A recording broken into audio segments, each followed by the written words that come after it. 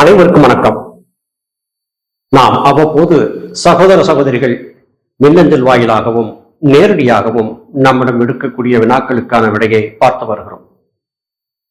அந்த வகையிலே கமல்நாத் என்கிற தம்பி நம்மிடம் ஒரு வினாவை விடுத்திருக்கிறார். ரமண மகரிஷி உள்ளிட்ட சில மகான்களுடைய உபதேசங்களை பார்க்கும் போது ஆன்மாவின் இருப்பிடம் மார்பின் நடு என்பதாக சொல்லி இருக்கிறார்கள். ஆனால் நீங்கள் சித்தர்கள் பாடல்கள் மூலமாகவும் சுவாமி சிவானந்த பரமஹம்சருடைய நூல் மூலமாகவும் ஜீவன் தலைக்குள் இருக்கிறது என்று சொல்லி இருக்கிறீர்கள். உடல் முழுவதும் ஜீவன் பரவி இருக்கிறது, ஜீவன் ஓரிடத்தில் தனித்து இல்லை என்பதாக சிலர் சொல்லி இருக்கிறார்களே, இது பற்றிய விளக்கத்தை சொல்லுங்கள் என்று கேட்டிருந்தார். மிகவும் எளிமையாக நாம் ஏற்கனவே சொல்லியிருந்த ஒரு விளக்கத்தையே இங்கே சொல்ல வேண்டியிருக்கிறது. நம் வீடுகளிலே மின்சாரத்தை பல அறைகளிலும் பயன்படுத்துகிறோம். அந்த மின்சாரத்தை நம் வீட்டிலே மொத்தமாக நமக்கு மின்சாரத்தை தரக்கூடிய அரசாங்கத்தால் நிறுவப்பட்ட பெட்டியிலிருந்து பெறுகிறோம். அந்த பெட்டிக்கான மின்சாரமும் மின் உற்பத்தி நிலையத்திலிருந்து மின் பகிர்மான நிலையத்திற்கு வந்து மின் மாற்றிக்கு வந்து அதன் பிறகு நம்முடைய வீடுகளுக்கு வந்து சேருகிறது. இதை நாம் அனைவரும் நன்கு அறிவோம். நம் வீட்டிலே எல்லா பக்கமும் மின்சாரம் வந்திருக்கிறது என்பது உண்மை. ஆனால் மின்சாரம் எங்கே உற்பத்தி செய்யப்பட்டது? அது மின் உற்பத்தி நிலையத்தில். மின் மாற்றிகளிலோ மின் பகிர்மான நிலையங்களிலோ மின் உற்பத்தி நடைபெறுவது கிடையாது. அப்படி என்றால் உடல் முழுவதும் மின் உற்பத்தி நடக்கிறது என்று எப்படி சொல்ல முடியும்? நம்முடைய தலைக்குள்ளேதான் ஜீவன் இருக்கிறது. புருவ மத்தியம் என்கிற இடத்திலே ஜீவன் இல்லை. அதிலிருந்தும் சற்று மேலே தள்ளி அவரவர் கை கட்டை விரல் கணம் உயரத்திற்கு மேலே தள்ளி ஜீவன் இருக்கிறது. இந்த ஜீவனின் இருப்பிடத்தை உடற்கூறாய்வு செய்து பார்த்தால் கண்டுபிடிக்க முடியாது. காரணம், ஜீவன் என்பது எவருக்கும் தெரியாத பராபரத்துக்கு மாத்திரமே தெரிந்த ஒரு ஆற்றல். என்சான் உடலுக்கு சிரசே பிரதானம் என்று நம்முடைய முன்னோர்கள் சொல்லிக் கொடுத்தார்கள். நம்முடைய உடல் முழுவதும் ஆற்றல் பரவி இருந்தாலும் ஆற்றலின் பிறப்பிடம் என்னவோ சிரசுதான். இதை பற்றி சுவாமி சித்தவேதத்திலே தெளிவாக சொல்லி இருக்கிறார்கள். ஹிருதயத்திலே ஜீவனின் சஞ்சாரம் இருக்கிறது என்று சொல்லுவார்கள். ஹிருதயம் என்றால் என்ன, இதயம் என்றால் என்ன என்பதை பற்றி மகான்கள் விளக்கம் சொல்லி இருக்கிறார்கள். ஞானபிதா சுவாமி சிவானந்த பரமஹம்சர் அவர்கள் புருவ மத்தியம் என்கிற சுழுமுனைதான் ஹிருதயம் என்று சொல்லி இருக்கிறார்கள். சமஸ்கிருதத்திலே சொல்லப்பட்ட வார்த்தைகளுக்கு நாம் பொருள் கொள்ளும் போது மனம் போன போக்கிலே பொருள் கொண்டு விடக்கூடும். ஹிருதயஸ்தானம் என்பது வேறு, ஜீவனின் சன்னிதானம் என்பது வேறு. இந்த இரண்டும் ஒன்றல்ல. புருவ மத்தியம் என்கிற சுழுமுனை தானத்திலே ஜீவன் இல்லை, அதற்கு சற்று மேலே இருக்கிறது. நம்முடைய பல பதிவுகளிலே இதை பற்றி நாம் நிறையவே பேசியிருக்கிறோம். ஞானபிதா சுவாமி சிவானந்த பரமஹம்சர் அவர்களால் அருளி செய்யப்பட்ட சித்து வேதத்தை திரும்ப திரும்ப வாசித்து பாருங்கள். உங்களுக்கான சரியான பதில் நிச்சயம் கிடைக்கும். மேலும் சித்தவித்தை பயிற்சி செய்யக்கூடியவர்கள் தங்களுக்கு ஏற்படக்கூடிய பிரச்சனைகளை பற்றி பொதுவாக சொல்லுகிறார்கள். சித்தவித்தை பயிலும் போது என்ன நடக்கிறது உடலிலே என்பதை பற்றி நாம் ஏற்கனவே பல பதிவுகளிலே பேசியிருக்கிறோம். சித்தவித்தை பயிற்சி செய்யும் போது ஒரு குறிப்பிட்ட இடத்திலே அமர்ந்திருக்க வேண்டும். ஒரு நாள் அமர்ந்த இடத்திலேயே மறுநாளும் அமர வேண்டும். அமர்ந்திருக்கும் இடங்களை மாற்றிக்கொண்டே இருக்கக்கூடாது. ஒரு இடத்தை தேர்ந்தெடுத்து அமர்ந்திருந்தால் அங்கேயே திரும்பவும் அமர்ந்திருந்து வாசி பயில வேண்டும். அதுதான் சரியான வெற்றிக்கு வழி கொடுக்கும். இடங்களை அடிக்கடி மாற்றிக்கொண்டே இருக்கக்கூடாது. தன் வசதிக்காக இடங்களை மாற்றிக்கொண்டிருக்கக்கூடாது.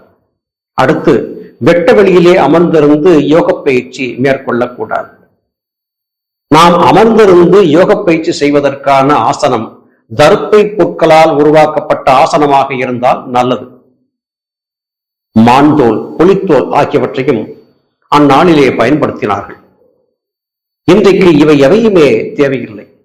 பருத்தி துணியாலான தூய வெள்ளை வஸ்திரம் மாத்திரம் போதுமானது. அந்த வெள்ளை துணியை கீழே நம்முடைய கால்களோ உடல் உறுப்புகளோ தரையை தொடாதபடியாக விரித்து அதிலே அமர்ந்திருந்து எளிமையாக யோகம் பயில்வதுதான் சிறப்பானது. இதற்காக தனித்த ஆசனங்களை தேடி அலைய வேண்டிய அவசியமில்லை. உங்கள் வீட்டிலே நீங்கள் பயன்படுத்தக்கூடிய உங்களுடைய உடுத்தக்கூடிய வேஷ்டியிலே ஒரு வெள்ளை வேஷ்டி அல்லது பெரிய அளவில் இருக்கும் வெள்ளை துண்டை தரையிலே விரித்து அதிலே அமர்ந்திருந்து நீங்கள் யோகம் பயிலலாம். நீங்கள் வாசியிலே பிராணாயாமம் என்பதையும் நிஷ்டை என்பதையும் பிரித்து பார்க்க பழக வேண்டும். பிராணாயாமம் என்பது அண்ணாக்கு பாதையிலே, அதாவது உள்நாக்கு இருக்கும் இடத்திலே இருந்து புருவ மத்தியம் வரையிலும் இருக்கக்கூடிய அவரவருடைய நாசி அளவு அல்லது கை கட்ட விரல் அளவு என்று சொல்லக்கூடிய இந்த அளவிலே உள்ள தூரத்திற்கு மாத்திரம் ஏற்றி இறக்கி கொண்டே இருப்பது பிராணாயாமம். இந்த பிராணாயாமத்தை குறுகலாக செய்யக்கூடாது, நீட்டமாக செய்ய வேண்டும். அதிக நேரம் கதிகை மேலே ஏற்றி அதிக நேரம் கீழே இறக்க வேண்டும். மேலே ஏற்றிய கதிகை சிறிது நேரம் நிறுத்தினால் அது கும்பகம் என்று குறிக்கப்படும். கீழே இறக்கிய கதியை அதன் பிறகு அடுத்த சுவாசம் எடுக்காமல் சற்று காத்திருப்பது கேவல கும்பகம் என்று சொல்லப்படும். இந்த இரண்டையும் சரியாக பழக வேண்டும். இதை சரியாக பழகும் போது, நான் சொன்னபடி இந்த பயிற்சியை சரியாக பழகும் போது அதிகபட்சம் 5 முதல் 9 நிமிடங்களுக்குள்ளாகவே உங்கள் உடலிலே வெப்பம் அதிகரித்து வியர்வையை துளிர்க்க ஆரம்பிக்கும். சித்த வேதத்திலே சுவாமி தெளிவாக சொல்லி இருக்கிறார்கள், உடல் வியர்க்கும் வரையிலும் பிராணாயாமம், அதன் பிறகு உடலிலே உருவாகி அந்த வெப்பம் தணிவதற்காக அமைதியாக காத்திருப்பது நிஷ்டை என்று குறிப்பிட்டார்கள். சித்த வேதத்தில் எந்த இடத்திலுமே சுவாமி 1 மணி நேரம் பயிற்சி செய், 1.5 மணி நேரம் பயிற்சி செய், 2 மணி நேரம் என்று எங்குமே சொல்லவில்லை. சதா பிராணாயாமியாக இரு என்றே சுவாமி சொல்லி இருக்கிறார்கள். எப்போதும் நீ உன்னுடைய கவனத்தை புருவ மத்தியத்திலேயே வைத்திரு என்பதே அதன் சரியான பொருள். இதை புரிந்து கொண்டு விட்டால் குழப்பங்களுக்கு அவசியமே இருக்காது.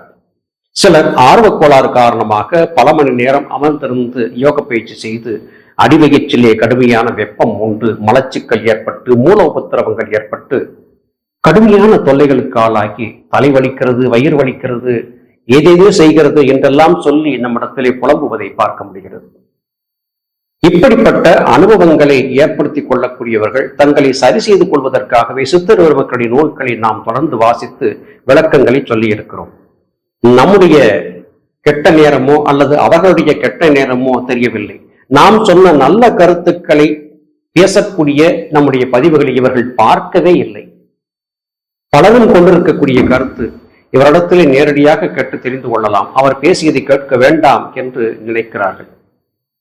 இத்தனை காலம் சுமார் 8 ஆண்டுகளாக மலையொலியிலே ஞானத்தை மாத்திரமே அடியேன் பேசி வருகிறேன். ஞானத்திற்கு அப்பாற்பட்டு மந்திர தந்திர மாயங்களையோ யந்திர வகைகளையோ பக்தி மார்க்கம் சார்ந்த விடயங்களையோ நான் பேசிவிட்டு சென்றிருக்கலாம். நல்ல வருமானமும் கிடைத்திருக்கும்.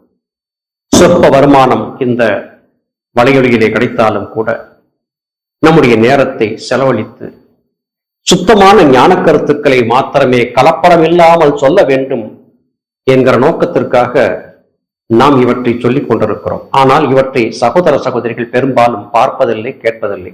நேரடியாக நம்மிடத்தில் இருந்து அலைபேசியிலோ அல்லது நேரடியாகவோ விளக்கத்தை பெற்றுவிட வேண்டும் என்றே பலரும் கருதுகிறார்கள்.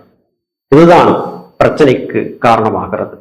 அருமை சகோதர சகோதரிகளே, ஞானிகள் மகான்களுடைய நூல்களை அன்றாடம் வாசிக்க வேண்டும். அப்பொழுது மாத்திரமே நமக்கு சரியான புரிதல் என்பது கிடைக்கும். சித்தவித்தை முதலாகிய பயிற்சிகளை ஏதோ ஓரிரு நாட்கள் மாத்திரம் செய்துவிட்டு உடனடியாக பலன் கிடைக்க வேண்டும் என்று கருதக்கூடாது. இந்த பயிற்சியிலே என்ன ஏற்படுகிறது? உடலிலே வெப்பம் ஏற்படுகிறது. இந்த வெப்பம் உடலிலே அதிகரித்து வியர்வை துளிக்கும் போது வெப்பம் அதிகரித்து விட்ட தன்மையை புரிந்து கொண்டு பிராணாயாமம் செய்வதை நிறுத்திவிட வேண்டும். அதன் பிறகு அமைதியாக அமர்ந்திருந்து வாசி சென்று வந்த பாதையை உன்னிப்பாக கவனித்து உருவ மத்தியத்திலே மனத்தை செலுத்த முயற்சிக்க வேண்டும். இதுவே சரியான நிஷ்டை அனுபவம் என்றாகும். இப்படித்தான் பயிற்சி செய்ய வேண்டும். அதை விடுத்து வெறும் பிராணாயாமத்தை மாத்திரம் செய்து கொண்டிருப்பதோ நிஷ்டையை மாத்திரம் செய்து கொண்டிருப்பதோ தவறான புரிதலாகிவிடும். சரியான பயிற்சி என்பது பிராணாயாமமும் அதனால் உருவாகிய வெப்பத்தின் சுகத்தை அனுபவிப்பதற்காக செய்யக்கூடிய நிஷ்டையும் சேர்ந்ததுதான். இரண்டையும் பிரித்து பார்க்க பழக வேண்டும். எப்போதும் எந்த வேலை செய்து கொண்டிருந்தாலும் நம்முடைய கவனம் மாத்திரம் புருவ மத்தியத்திற்கு அவ்வப்போது சென்று கொண்டே இருக்க வேண்டும். இதையே மகான்கள் நமக்கு சொல்லிக் கொடுத்தார்கள். எல்லா நேரங்களிலும் உன்னுடைய கவனத்தை புருவ மத்தியத்திலே வைத்திரு என்று சொன்னார்கள். எத்தனை வேலைகள் செய்து கொண்டிருந்தாலும் அவ்வப்போது புருவ மத்தியத்திலே மனத்தை நிறுத்தி 1-2 சுவாசகதிகளை பயிற்சி செய்து விட்டால் தாமாகவே மனம் அதற்கு பழக்கப்பட்டுவிடும். மனதை பழக்கப்படுத்த வேண்டும். யோக பயிற்சியை செய்யக்கூடியவர்கள் எந்த காரணத்தை கொண்டும் கனத்த ஆடைகளை அணியக்கூடாது. எளிய மென்மையான பருத்தி ஆடைகளையே அணிய வேண்டும். வெயிலிலே அதிகம் உலவக்கூடாது. பனியிலே அதிகம் நனையக்கூடாது. மழையிலே அதிகம் நனையக்கூடாது. உங்கள் இருப்பிடத்தில் இருந்தபடியாக பயிற்சி செய்ய வேண்டும். கூடுமான வகையில் மற்றவர்களை தொட்டு பேசுவதை தவிர்த்து விட வேண்டும். இதையெல்லாம் சரியாக கடைபிடித்து மனத்தகத்தை அன்பை பெருக்க வேண்டும். அன்புமயமாக மாற வேண்டும். எல்லா உயிரிடத்திலும் அன்பு செலுத்த பழக வேண்டும். உங்களுடைய ஒவ்வொரு சிறிய சிறிய அசைவுகளையும் பராபரம் கண்காணித்துக் கொண்டே இருக்கிறது. நீங்கள் யோக பயிற்சி செய்வதால் மாத்திரம் வெற்றியாளராகிவிட முடியாது. நீங்கள் செய்ய வேண்டியதெல்லாம் உங்களுடைய பயிற்சிக்கு இடையிலே உங்களுடைய மனத்தை நேர்வழி நடத்துகிறீர்களா என்பதை கண்காணித்துக் கொண்டே இருக்க வேண்டும். அன்புமயமாக மாற வேண்டும். மனதோடு பேச வேண்டும். மனதிலே பற்பல விதமான ஆசைகள் அபிலாஷைகள் உருவாகி கொண்டே இருக்கும். அவற்றுக்கெல்லாம் அணை போட்டு தடுக்க வேண்டும். மனதோடு பேச வேண்டும். இது தகாது, இது வேண்டாம் என்று பேச வேண்டும். யாக்கை நிலையாமையை பற்றி தினசரியும் சிந்தித்தபடியாகவே இருக்க வேண்டும். எத்தனை காலம் வாழ்ந்த மனிதனாக இருந்தாலும் இறுதியிலே மரணம் என்பது தவிர்க்க முடியாதது. எனவே மரணத்தை நோக்கி செல்வதற்காக நான் இந்த பிறவியை எடுக்கவில்லை, முக்தியை நோக்கி செல்வதற்காக பிறந்திருக்கிறேன் என்பதை அவ்வப்போது மனத்திற்கு சொல்லிக் கொண்டே இருக்க வேண்டும். அன்றாடம் சில மணித்துளிகளாவது ஞானிகள் மகான்களுடைய வாசகங்களை கேட்க வேண்டும் அல்லது அவர்களுடைய நூல்களை வாசிக்க வேண்டும். இது நம்மை தொய்வடையாத நிலைக்கு இட்டுச் செல்லும். சலிப்பு ஏற்படுவது இயற்கை. யோக பயிற்சி செய்யும் போது நம்மையும் அறியாமல் மனதிலே சலிப்பு வந்துவிடும். இந்த சலிப்பு என்பது ஏற்படாமல் இருக்க வேண்டும் என்றால் நாம் அவ்வப்போது நம்மை தேற்றிக் கொண்டே இருக்க வேண்டும். மனதோடு பேசிக்கொண்டே இருக்க வேண்டும். ஞானிகள் மகான்களுடைய நூல்களிலே பல ரகசியங்கள் புதைந்திருக்கின்றன. நமக்கு ஒரு ஐயம் ஏற்படுகிறது, ஒரு சந்தேகம் ஏற்படுகிறது. இதை யாரிடம் கேட்பது என்று தெரியவில்லை. ஒருவேளை நாம் ஒருவரிடம் சென்று சந்தேகத்திற்கான பதிலை கேட்டு அவர் சரியான பதிலுக்கு பதிலாக தவறாக எதையாவது சொல்லிவிட்டால் அது மேலும் குழப்பத்தை ஏற்படுத்தும். அப்படி என்றால் யாரிடம் கேட்பது? ஞானிகள் மகான்களுடைய நூல்களிலே சென்று சரணாகதியாக வேண்டும். அவர்கள் சொல்லுவதை கேட்க வேண்டும். நீங்கள் நேர்வழி நடந்து ஞானிகள் மகான்களை நம்பி இருந்தால் நீங்கள் எடுத்து வாசிக்கும் புத்தகத்திலே உங்கள் வினாவுக்கான விடை கண்டிப்பாக கிடைக்கும். ஒரு முறை வாசித்தாகிவிட்டது, இனிமேல் இந்த நூலை வாசிக்க தேவையில்லை என்று எந்த நூலையும் நாம் புறக்கணித்து ஒதுக்கிவிட முடியாது. தினசரியும் ஞானிகள் மகான்களுடைய நூல்களை வாசித்துக் கொண்டே இருக்க வேண்டும். அப்பொழுது மாத்திரமே நமக்கு தூய ஞானம் என்பது கிடைக்கும். நாம் சரியாக இருக்கக்கூடிய பட்சத்திலே ஞானிகள் மகான்கள் நம்மை கரம் பற்றி அழைத்துச் செல்வார்கள், முத்திக்கான வழிகாட்டுவார்கள். நாம் நேர்வழி நடக்கிறோமா என்பதை கண்காணித்தபடியே இருக்கக்கூடிய சித்தர்கள் நம் அருகாமையிலேயே இருக்கிறார்கள். நம்மை சுற்றிலும் நம்மை கண்காணித்தபடியாகவே இருக்கிறார்கள். இதை நீங்கள் நம்ப வேண்டும். நிச்சயம் ஒரு நாள் ஞானிகள் மகான்களின் உதவியோடு நாம் இந்த பிறவி பெருங்கடலை கடந்தே தீருவோம். இதில் உங்களுக்கு எந்த விதமான ஐயமும் தேவையில்லை. சிலருக்கு என்னால் அதிக நேரம் அமர்ந்திருந்து பயிற்சி செய்ய இயலவில்லை என்கிற ஆதங்கம் இருக்கிறது. சிலருக்கு அதிக நேரம் பயிற்சி செய்து விட்டேன், நான் நிறைய பயிற்சி செய்திருக்கிறேன் என்ற அகங்காரமும் வந்திருக்கிறது. இது இரண்டுமே தவறு. மகான்கள் மீது நம்பிக்கை வைத்து உங்களால் முடிந்த வரையிலும் பயிற்சியை செய்யுங்கள். ஆசை வையப்படாதீர்கள். மனதை இலகுவாக்க பழகுங்கள். உலகியல் சார்ந்த விடயங்களில் அதிகமாக ஈடுபடுவதை குறைத்துக் கொள்ளுங்கள். உறவுகளிடத்திலே அன்பு காட்டுங்கள், பாசம் காட்டாதீர்கள். மனதை பக்குவப்படுத்தி தேற்றி சடுதியிலே முடித்துவிடக்கூடிய இந்த மனித உடல் வாழ்க்கையை நான் சரியான பாதையில் தான் பயன்படுத்துகிறேன் என்பதை அவ்வப்போது உங்களுக்குள்ளே விசாரித்து உறுதிப்படுத்திக் கொள்ளுங்கள். இவையெல்லாம் சரியாக இருந்தால் நிச்சயமாக நாம் அனைவரும் வெற்றியாளர்களாக ஆவோம். சத்குருமார்கள், ஞானிகள், மகான்கள், சித்தர் பெருமக்கள், ரிஷிகள், முனிவர்கள் நம்மை அரவணைத்து அழைத்துச் செல்ல காத்திருக்கிறார்கள். ஞானிகள் மகான்களின் உலகத்திற்கு செல்வதற்கான வாயிற்கதவு திறந்தே இருக்கிறது. உங்களுக்கு தகுதி இருக்கிறதா என்பதை வாயிற்காப்பாளர்கள் பரிசோதித்து உள்ளே அனுப்பி விடுவார்கள். தகுதியை உருவாக்கிக் கொள்ளுங்கள். பயிற்சி முன்பின்னாக இருக்கட்டும். ஒழுக்க நெறி தவறாது இருக்க பழகுங்கள். நேர்வழி நடவுங்கள். இவையெல்லாம் சரியாக இருந்தால் இதோ திறந்திருக்கக்கூடிய ஞானிகளின் உலகத்திற்கு செல்லும் கதவுகள் வழியாக உங்களுக்கான பாதை கிடக்கும். நிச்சயம் நாம் அனைவரும் வெற்றி காண்போம். குழப்பங்களை தவறுங்கள். உங்கள் ஐயங்களுக்கான விடையை ஞானிகள் மகான்களுடைய நூல்களிலே தேடுங்கள். சரியான பாதை உங்களுக்கு திறந்திருக்கும். நல்லது சகோதர சகோதரிகளே, மீண்டும் மற்றொரு பதிவிலே உங்களை சந்திக்கிறேன். அதுவரையிலும் நன்றி, வணக்கம்.